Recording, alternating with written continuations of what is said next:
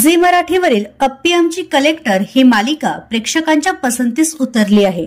त्यामुळे या मालिकेतील सगळीच पात्रे प्रेक्षकांना विशेष भावली आहेत.